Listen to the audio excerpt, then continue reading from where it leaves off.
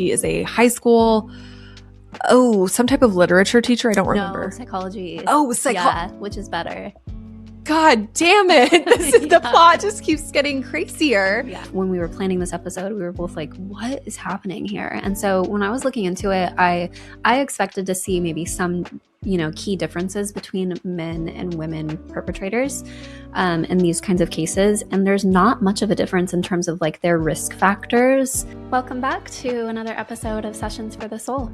Yes, welcome back. Always good to be back. Yeah. Hilarious. Before we started this, we sat down. We were so far away from each other, but this feels right. This feels right. Way better spacing. Yes. Definitely. I am slightly concerned about my wire. I'm just going to adjust a little bit, you guys. This might be sounding crazy. I'll edit it out if it does. Okay. There we go. No, it does feel better. I'm back in school now, going to school for therapy. Yes. To be a therapist. And one of the things in the little discussion today, I was sharing with someone about how just nonverbal communication and stuff like that, and even the way that we sit with each other and the spacing that feels comfortable versus uncomfortable, of too close and too far.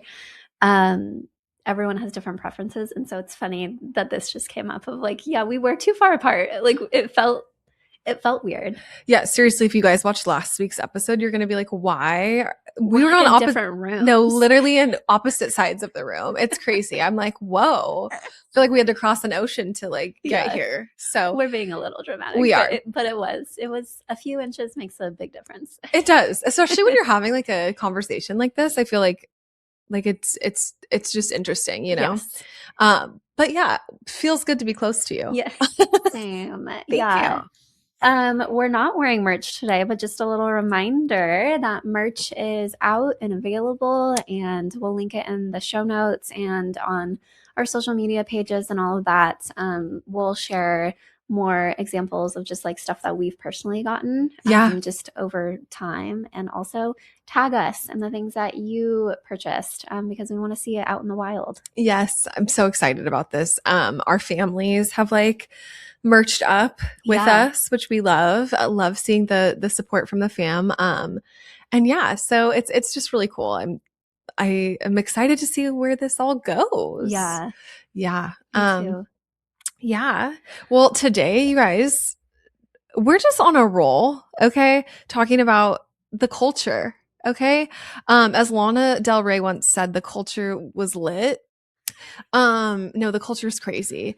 But we're going to talk today about, I don't know if anybody has heard online, there's some discussion around this teacher from Arizona. Her name is Haley Beck. It feels funny to be name dropping this person, but this is a discussion just sort of around predators and teacher-student relationships. Just casually around predators and teacher-student relationships. We'll have to bleep that one out. Oh, yeah. Shit. You guys, I'm not good at this censored. Well, this is it's tough to talk about these topics, I think, sometimes, especially as a smaller account or people just trying to get started, where it's wait, there's so many things that we should be able to say because we're not saying it in a bad light, you know what I mean? Right. But no, you're right. I guess we are supposed to say what do they say online? It's I have no idea. The people there's so many terms I always see on code words. Yeah, on TikTok, people he graped her. Graped corn instead of something that rhymes with corn. Yes. So and SA and okay, so yes. So this is we're talking about SPs. I don't really know. But yeah, we're diving into this discussion because it's just interesting, honestly. It's super wrong. Let me clarify. Yeah, let's say that from the outset. This is crazy and wrong and gross. Yes. A male or woman perpetrator, so bad. We'll just start by saying that. We will just start by saying that this is insane behavior. But this particular case is kind of interesting, and I became aware of it because I was just seeing all this stuff. I think actually my first encounter with it was seeing the text message exchanges between this woman and her student. She is a high school some type of literature teacher. I don't No, remember. psychology. Oh, Yeah, which is better. God damn it. The Yeah. plot just keeps getting crazier. Yeah. She's a psychology teacher. Yep. And I was over here thinking it was like British literature. That is hilarious. My bad. Wow. Yeah. So she's a psychology Yeah. teacher and she understands the male psyche, it seems. Yes. Okay. Well, yeah. So we're going to dive into this discussion about a teacher in Peoria, Arizona. I don't really know how to pronounce this, but I think that that's it. Who has been fired from her job after some findings of grooming and misconduct with a student. So what's really curious about this case, and just to like give everybody an overview if they haven't heard about it, is this teacher got caught having an affair with a student, but the plot thickens because this student also had a previous affair with another teacher who is in prison. And the timelines of these affairs like are within a year of each other. Like it's there's a lot of overlap. And so this child already was a victim from an older woman. She was 47. She's in prison. And this most recent case, Haley Beck, is 27. So she's a lot younger, but still this whole thing is just crazy. It is really crazy. And part of the reason we wanted to talk about this is because, number one, this seems like a very big case right now because her brother is an influencer, like a very well-known influencer, apparently. And so it seems like it's getting a lot of like publicity. And as soon as just the way the algorithm works, as soon as you start looking into one instance like this, then you start seeing other instances of female predators. And so the first time we talked about this a few weeks ago, then we like started reaching out about like, wait, there's more. Oh, wait, another teacher just got caught doing something. And then just all sorts of different examples that are like starting to surface of female predators in this space, which we had kind of talked about and we'll dive into a little bit more later in the episode. But it's just interesting because we see so much more often male predators, and that does make up the majority of the cases, of course. Yeah. But this is an interesting, it's like 5 to 10% of cases are female predators. And the cultural context around it is always a little different. Yeah. It's a little more, there's like gray area when there really shouldn't be gray area, but that's just the way it is. So yeah, this case is very interesting. You're definitely much more well-versed in it than I am, but it's crazy. It's only because I rabbit holed. You know what I'm saying? Like I just started reading I read the text messages that were in the deposition, and I don't even remember like how I ended up in that space. I was just like scrolling one night. I started reading them, and the nature of these text messages had me confused and concerned to where I was like, I need to know more about this. And like, we'll talk about this a little bit, I think, but like, honestly, if you just read the text message, you didn't know age stuff, you didn't know certain things, if you just read some of the text messages, you would ask yourself, who is in control? Who is like, I don't want to say who is the victim because it's very clear who the victim is, but like also the audacity. Some of this exchange is crazy.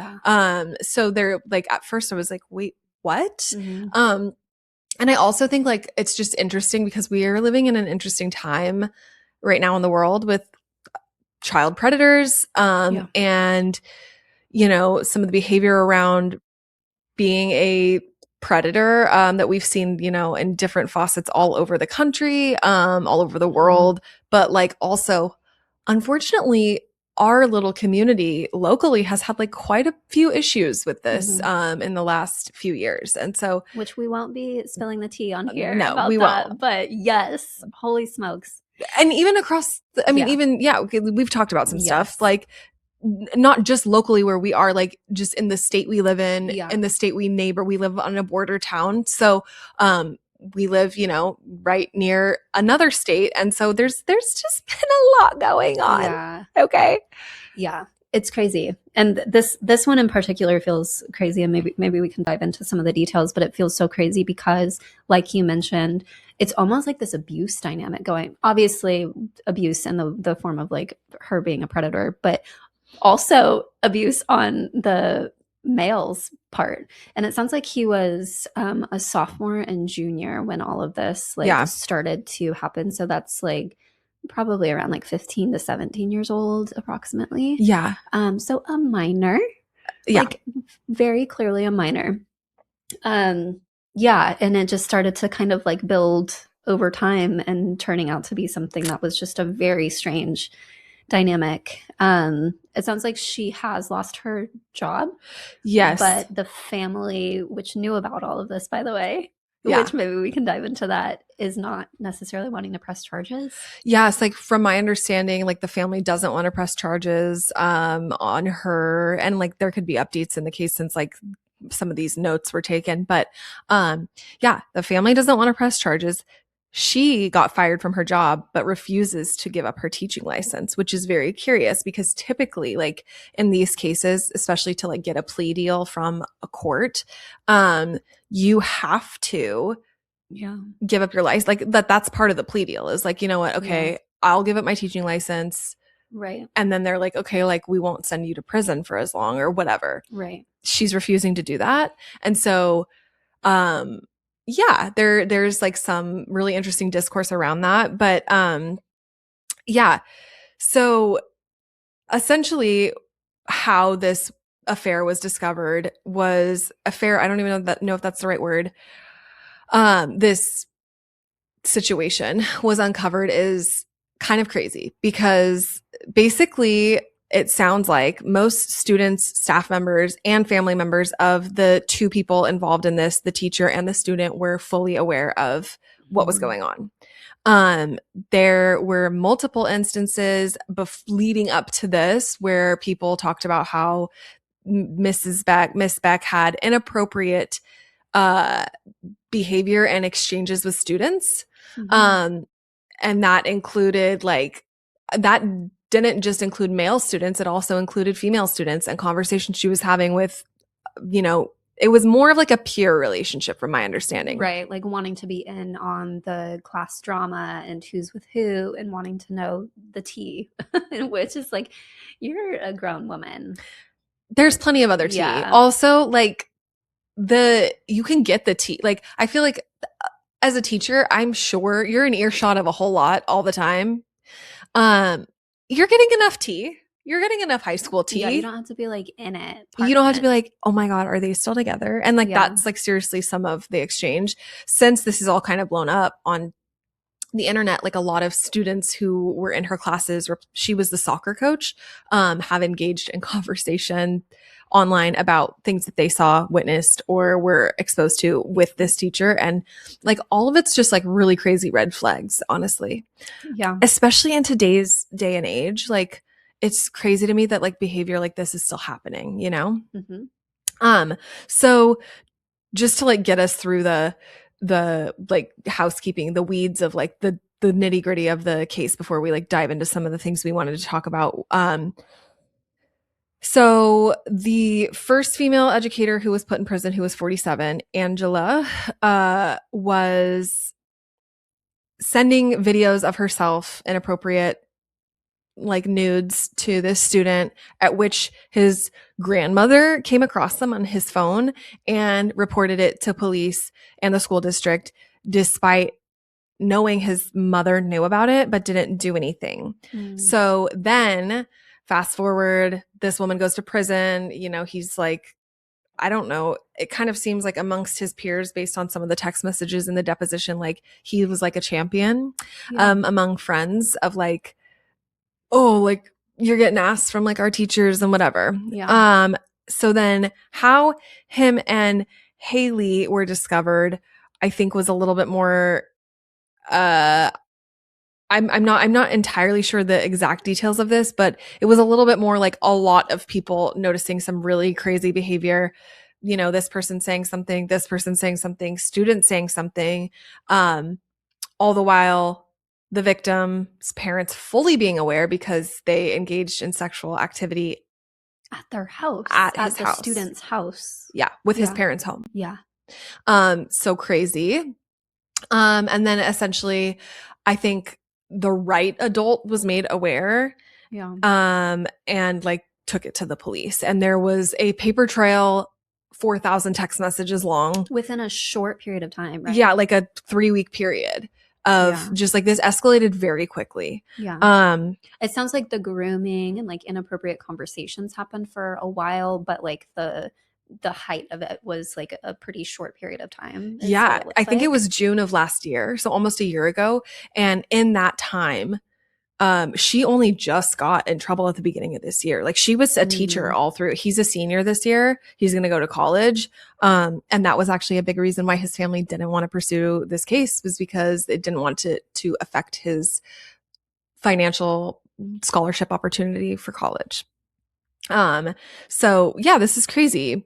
Ultimately, like we don't really know if she is going to be convicted due to just a lot of things. But a big portion of their relationship in this short amount of time was financial exchanges. She was paying him to give her compliments, to do certain things, and like hook him up with like DoorDash, food, whatever. She's like, drugs, alcohol. yes, Yeah. yes. And in order to like, she's doing all this stuff for him, and he is sleeping with her. And there are crazy text messages between him and his friends about it, like being like, how did it feel to have your like D eaten by our teacher? My babies were all over her face, etc. Like just wild things. These are direct quotes. Yeah. No, exactly. And then also the things he was saying to her. Of like how pathetic it is that she's willing to engage in this. Yeah. Yeah, it's really such a strange situation, because of the dynamic here where the student, the minor, is engaging in like almost his own form of abuse toward her. And I'm not saying that he's not the victim or anything like that, because ultimately he is. Yeah. But it's an interesting dynamic at play, I think. And interesting for her as well to continue to engage in this relationship is not the right word, but this, situation, where she's like receiving this abuse and humiliation and all of that as well. Like it's a very strange situation. Yeah, part of me feels like he's an opportunist in the sense that he was like, oh, like this is happening, or like, I'm like in this situation, and he's like, yeah, send me money. Yeah. Like I need this. It's I need resourceful. weed. Yeah, no, for sure. I'm like, damn, rise to the occasion. Yeah. No, it's bad. It's pretty bad, definitely. And she even encourages him at like one point in the text messages to refer to her as his sugar mommy, and then switches up on him because it doesn't feel good, and is like, don't call me that. And I feel really icky about it. Call me darling or doll. That she felt like it was straight prostitution. Yeah. And he is kind of like very, very cheeky in his responses, being like, yeah, like, like you're fucking a high schooler, how pathetic. Yeah. And he like literally calls her pathetic. He's very demeaning toward her, and yet she still engages in this behavior. So it's just like it is really bizarre. And I think, one of the things that we were talking about and that's interesting about this whole thing is kind of like the psychology behind predatorial behavior. Yeah. And just culturally, I feel like, I don't know, maybe it's talked about more and I just haven't like sought it out, but is there a discussion around like the psychology behind these things? Like, do we have a lot of information on this? Like, what do we know? And why does this happen so often? Like, why is this still happening so prominently, and like even like maybe more prominently? I don't know if that's true or if it's just exposure, but right. Yeah. I think just in terms of the psychology behind it, which was interesting, like before, when we were planning this episode, we were both like, what is happening here? And so when I was looking into it, I expected to see maybe some, key differences between men and women perpetrators in these kinds of cases. And there's not much of a difference in terms of like their risk factors leading, like not causing them to do this, but making them more vulnerable or likely to engage in this kind of predator behavior. So things like a significant trauma history, especially a trauma history relating to like their own sexual abuse, especially in early childhood, severe attachment trauma. So not just like kind of the like surface level attachment issues, but like really deep attachment issues within their, family of origin. Lack of boundaries. So having these like boundary violations over and over and over in their experience, and then you translate that onto other people. And oftentimes these people, especially women, which is interesting, are in more of like a caretaker type role, and teacher falling into that category of like having some sort of power over these students, but then going at it from an angle of like a more relational angle than men. So they generally take like a slightly different approach. Interesting. Developing a relationship and really feeling like, which I think she noted in some of her text messages, of like, this is real, like this is a real relationship that we're like developing, this isn't what you had with that other teacher, like this is different, even though it feels so wrong. And so they take that more relational stance, which is interesting. And then to your point, we view it so differently. Like when a man is the perpetrator, everyone's on board with this is so wrong. The female minor is clear. In this case, we're talking about minors. The female minor is clearly the victim here. Mm-hmm. This is wrong. He needs to be prosecuted. Mm-hmm. When it's a female perpetrator, oftentimes the male is not always looked at as the victim amongst the peers and even amongst adults, just like his family was signing off on what was happening. It's like, oh, good for him for, he's so lucky that he's engaging in this.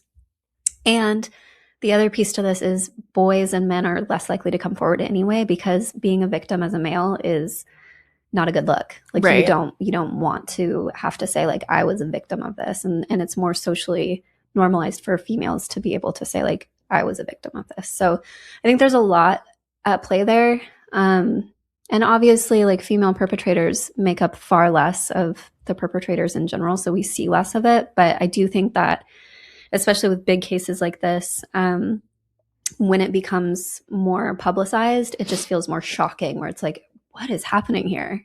Yeah, when I looked into just like, why are we seeing more of this kind of stuff? It was interesting. The Department of Education actually was like, published something about, this type of behavior. And they kind of said like, that these patterns are actually long-standing institutional problems, and it's not necessarily that we're having more perpetrating happening, it's that there's more exposure on the perpetrating. In this specific, like with female perpetrators, was what they were saying, is like, it's actually like it goes under detected or under prosecuted in most cases when a woman is the perpetrator, because of like those things that you just kind of mentioned, like the energy we have toward boys and toward like the victimhood versus like the energy of like, oh, like good for you, champ, or whatever. I don't know, but exactly. And just it's so interesting, and like so many of the things you said, my brain is like going through all of it. I feel like just because outside looking in, right, you would think maybe there are some more distinct separations or like differentiators in like what's happening in these things, but actually it's like really similar. And I think it's curious, to your point about the women maybe approaching it more of a relationship, like that's kind of that's like kind of, what's the word, feels delusional in a way, but also like is it a manipulation tactic? Right. Yeah. Because like, well, I think it's just part of the grooming looks different. I think maybe for men versus women, same overall, like, tenets related to like how this is happening. But women, I think, being more relational in general, take a slightly different approach. So there were a couple key differences between men and women. One being women generally don't just go after boys. They will also have female victims, versus men generally will only target females, or are more likely to target females. And so that was a difference. And then recidivism, I think, like the chance of like doing this again is much higher for men versus women. It's more of like a one and done situation usually, of like, okay, I engaged in this thing, I was, punished for it, or maybe not punished for it, but I'm not doing it again, or at least they're not being caught again. And so those were a couple key differences. But yeah, I definitely thought there would be more differences. But I guess in some ways it makes sense. Like it's still the overall like deviant behavior within a human, Yeah, absolutely. One of the things that I thought was really interesting about it is that a lot of like predatory behavior is not actually about attraction. It's about access, control, and boundary erosion. And then like also the like whole mental gymnastics of like rationalizing your choice. And that's where I feel like the relationship thing kind of plays in, is like because at the end of the day, like everybody's rationalizing their behavior. Otherwise they wouldn't participate in it. Right. Like, so predators are rationalizing this in some way. Yeah.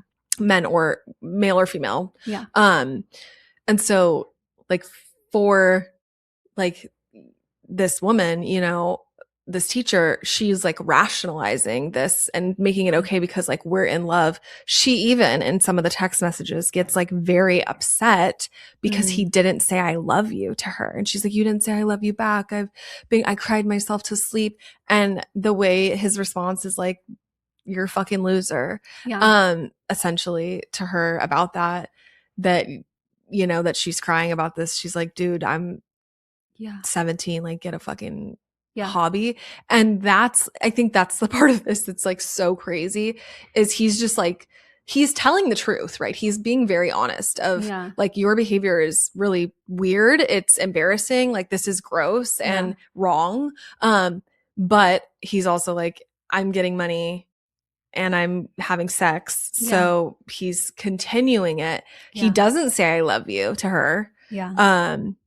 At least that wasn't in the deposition if that exchange was ever made. I don't think it was. And so I just find that to be so curious. It is interesting, those power dynamics and wanting to feel in control.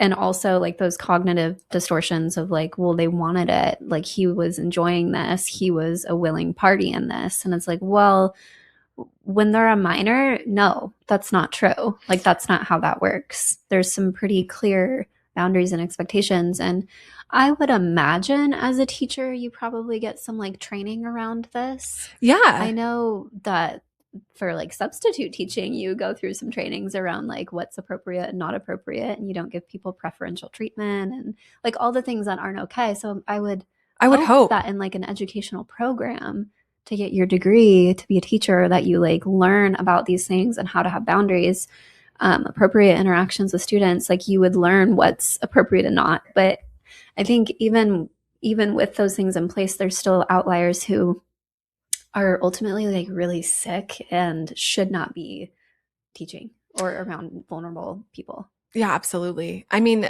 I obviously don't know, but like you said, I think that especially in today's world, we would be focusing some time on that. Yeah. Like focusing some time on boundaries, what's okay, what's not okay, for as a teacher, and like really like setting teachers up for success in that way. And then also, yes, there are just going to be those people who are like abusing a system because it's like, oh, perfect, like preying ground or whatever, like hunting ground to like act out whatever thing. And that's one of the things that's like really interesting about this, these specific types of cases, is that like, people, the power dynamic and the like access that teachers have, it's almost kind of it's like it's a great place for predators to hide, I guess, because it like kind of gives them perfect opportunity to find victims and things. And this obviously isn't just localized to like teachers. Thinking of like adult care homes. I mean, all sorts of different scenarios. All sorts of different scenarios. I mean, people who work with the youth in any way, if like, Yes. you know what I mean? Churches. I mean, like, there's a lot. Anytime you're in an environment where there are people who are vulnerable, whether they be vulnerable minors or adults, like, it's the perfect opportunity for someone who has these kinds of like deviant behaviors to act on them. Even if that wasn't their initial intent, like maybe she didn't become a teacher because she wanted to prey on kids, Right. but that's obviously, it was not a good environment for her to be in. Yeah, and when I was researching this too, one of the things that it mentioned is that like actually like a lot of these people have a like an arrested development almost, or like a emotional immaturity that like cognitively they actually can't like separate, or they have like really difficult relationships with adults in the sense that they like can't connect, or they feel like rejected, or there are like some contributing factors to like why someone might go down this path. Which I would just like offer, like maybe go to therapy or get some help, because that's crazy. Seems like a good alternative. Yeah, like oh, become as predator, or Yeah. you know what I'm saying? Yeah. So yeah, that's crazy.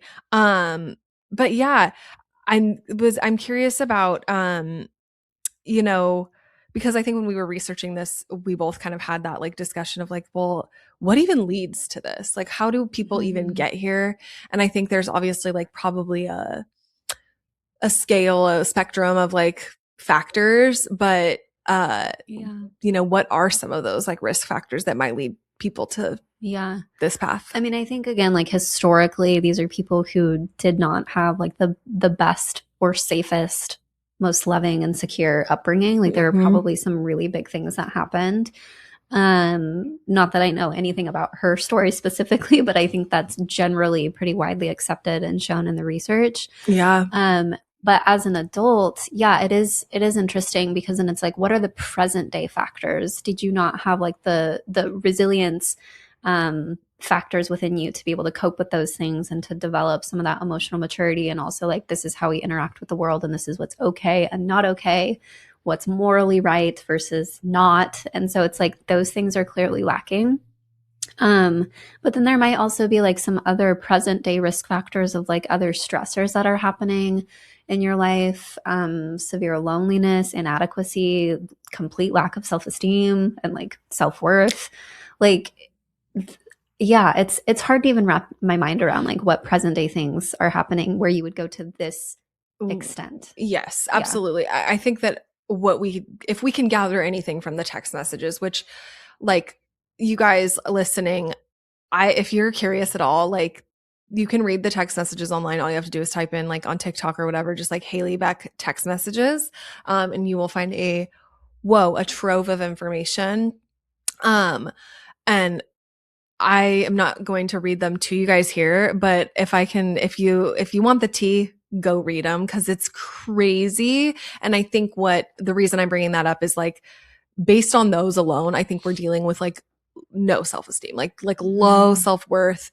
Because if anybody talked to me like that, like I would be like, oh, this person is like Yeah.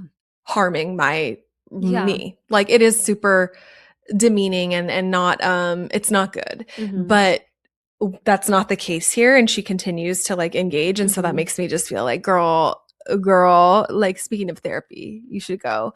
Yeah. I'm sure she will be court mandated to attend some therapy now, probably. I would hope. I would hope. I would Yeah. hope. Yeah, because this is just crazy. I think what's so fascinating about this case in particular is that this child, this one individual victim, has been targeted twice. Yeah, that is really interesting. It is really interesting by different adults. And that's where it's kind of like, I think the reason this case is getting like so much attention, aside from like the famous brother and things like that, is that like, this is a little crazy. Like, what are the odds that one high school student in his 4 years in an institution is sexting not one, but two teachers, Yeah. and then like going as far as to have sexual relations with a teacher, like Yeah. ongoing? You know what I mean? Yeah, it is very strange. It feels like an anomaly for sure. One of the things that I think is so important to note is and I think it was like an attorney or someone in one of the articles that was pointing out like all of these teachers and staff members of the school are mandatory reporters. Mm-hmm. And being a mandatory reporter doesn't mean you know factually something's happening. It's even when you have like a reasonable suspicion that something's happening. And so in terms of abuse, neglect, et cetera. And so if these teachers knew about it, which they did, Yeah. like there's evidence that like everyone just like knew what was happening. Yep. And nobody spoke up, like they need to be held accountable too. And I know in Washington, I don't know if this is the case in other states, but if you are a mandatory reporter, which teachers are, and you knew about something that should have been reported, you can actually get fined and also go to jail. Like it's that serious. And so like it's their job to protect other students. And they completely failed to do that. It sounds like someone came forward, which is great, but like this was happening for quite a while. No, this was happening for quite a while. And I think like it wasn't just even teachers. It was like other parents, other kids, like kids were Crazy. literally like it was this community knew about it. Right. Mm-hmm. And I don't know if it was kind of that thing of like, I'm sure for some people it was like, oh, I'm sure that's just gossip or whatever. But there were, she was the girls soccer coach, as I had mentioned earlier. And multiple times, like parents voice like, hey, your relationship with the girls is inappropriate. Like inappropriate. Red flag. Right. Yeah. Like these are not your best friends. Yeah. She was having sleepovers with them. She was like girls nighting, which I can only think of a few instances and cases where like a relationship like with a coach or a teacher like that like is normal. And that is just because of like growing up in a small community. We had a coach who had a daughter our age and we would go who was part of the team. Who was part of the team. And we would do like team dinners or things with her. Yeah. But also the woman was not it was not like a high risk situation. No, it was not a high risk situation. It was not and exactly, this woman was not a predator. So like, okay, there's a scenario in which like, this is our peer and her mom, you know, and we were all friends and it, you know, we all grew up together and whatever. So it was a lot different. This woman is not that far apart in age. I mean, like she is really far apart in age, but like also not 27 and 17. That's a 10-year difference. There's like maybe a little bit more like, you know, it's not like they were like going to somebody's mom's house. Right. She doesn't have kids. She has displayed like super inappropriate behavior in conversations multiple times. So that in itself, like, okay, weird. And what's curious too is like in one of the things I was reading about that is they did like a lock-in. The soccer team did a lock-in, you know, like at the school. Those are so weird. Those are so weird. Like, whose idea is that? I don't know. It's super weird. Like, why are we going to lock the high schoolers? Yeah. Someone's getting It's weird. Someone's getting in the bathroom. Okay, please excuse me. I'm sorry.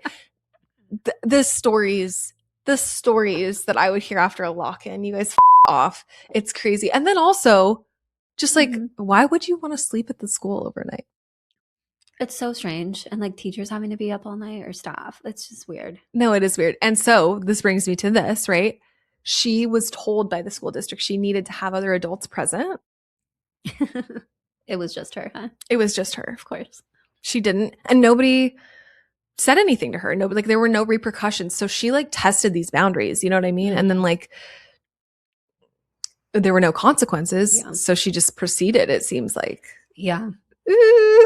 Yeah. The whole thing feels so yucky. And I think it just, in the teaching field specifically, like when we're dealing with minors, people are sending their kids to school hoping that they're going to be safe and protected and looked out for. And like all the teachers and staff have their best interest in mind. And so having situations like this just feels so yucky because it's like not only was one teacher involved in being the predator here, other people were involved just by knowing about it and not doing anything about it. Yeah. So, and that's like our job as people is to like, when we see something wrong, speak up. I think it's hard. Especially for kids. Oh my gosh. Yeah. I mean, I know it's uncomfortable sometimes and it's hard to speak up when we see something wrong, but I think the more that we can be brave and do that, like that is important work. It gives people permission to do the same. Yes. And it also shows youth, it shows kids like, hey, this person made an impact in my life when they advocated for me in this way. And I can do that for somebody else if I see something wrong, you know? And I think that that's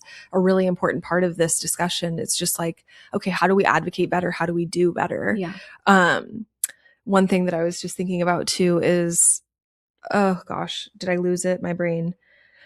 Oh, yeah, it's a curious thing too. Like I was listening to somebody talk about a friend of mine is a therapist, and she was just sharing what one of her coworkers at her practice, she works at a private practice, and her coworker works with the state a lot, not like she doesn't live in this state, but to work with convicted predators. And she was just really curious, like from a psychological understanding standpoint of like, so like, why does this happen? And she was talking to her coworker one day, and she explained like what's really curious about this is, and why we kind of see this play out, or like these more like extreme situations play out, is like a part of this is like power hunger. And when, you know, we have people in places of power and like they've reached a ceiling of that power, it's like, well, where's the next place I can feel powerful? And unfortunately, like having a victim of especially something like a sexual crime, that is kind of like the next step of perpetrating is like, I feel powerful, or I like, I'm hungry for like more control or power. It's kind of like a drug. And that like power is like a drug. And I found that to be a really interesting thing. I'm not saying that that's this situation in this specific case, but I think that that is part of why we see this behavior unfold. Yes. No, I think so. And as you were mentioning that too, I was thinking about corn and where it shows up there. So people might not be a perpetrator in real life, but engaging in those same power dynamics. I know that it was a big headline recently of like the 62 million site visits to specifically, and I don't know if that's worldwide or US, I think it might have been worldwide, within a month of kind of surveying this data, 62 million site visits to learn how to basically like drug your partner and engage in non-consensual acts. And also observing that in terms, that's like one of the highest search terms in the corn industry. And so that is another way of exhibiting that like power and control, and it's sick. And it's just a different way of watching it play out, compared to like this example that we're talking about in this episode. So it's really yucky. And it just gets worse and worse the deeper you go. Like really heavy to start learning about all of these things. And so then we see it play out in these cases. And the interesting part with females is then we completely like minimize the whole thing. Right. And it shouldn't be minimized. No. And it's like we're desensitized as a culture almost to these things through like things like corn, normalizing them, or like the justification of like, well, they're actors. Like, yeah, most of it's non-consensual. No. Yeah. Yes. But it's like so interesting how like culturally we've like normalized like, you know, oh, well, like it was fine for me to watch that because it was corn, or like I watched it on this website where it's like this thing regulated. But it's actually like those people are being trafficked most of the time. And still the energy behind that is really fucking weird. So yeah, that's really interesting. I know that wasn't on our notes, but I was just thinking like, ooh, this like power dynamic is playing out in other places too. Well, and I think it's like feeding this thing, right? It plays a role actually, because like, you know, desensitization, like, is that a fucking word? What? Okay, good. Because here I was like, wait, girl, stop. But we're like desensitized, right, to like some of these things. And then one of the things about just like culture in general around some of these things is like, you know, like when we were kids, the line was drawn at like the song Milkshake or something being like so taboo. Yeah. Well, okay, then we listen to it enough and it's like, well, this is kind of a beat. Okay. Yeah. And then the line gets moved back and it's like, okay, well, and now we're like up in arms because Miley Cyrus is twerking on stage till we can't Right. stop. And then Yeah. it's like, okay, well, now the line got moved. And now we're in a culture where like WAP is like or Yeah. these other songs, like those are just little examples of how the culture like desensitizes Yeah. us to like I don't want to use this word because I like it's not at all in my like belief like world or like in but Mhm. deviance. Mhm. It's like deviant behavior. Mhm. Um Yeah. yeah. Yeah, it is interesting, like the deeper layers of all of this topic specifically, and how like it just becomes like a really, this is just the tip of the iceberg. Like it's a really dark Ugh. web, literally, of things. So Yeah, yeah. yeah. No, absolutely. Crazy. One thing I would just say like to our listeners or anybody listening, if you have teenagers in your life, I've been seeing this on TikTok ever since this like Haley Beck thing came out. There are a lot of teachers right now who are health teachers or maybe like social like current events teachers who are addressing their students now with like they're having lectures or having discussions around like is it appropriate for a teacher to text you, Oh, is good. it appropriate like and to go through like what type of communication is appropriate, what kind of communication isn't, what type of touch is appropriate and what type of touch isn't, Yeah.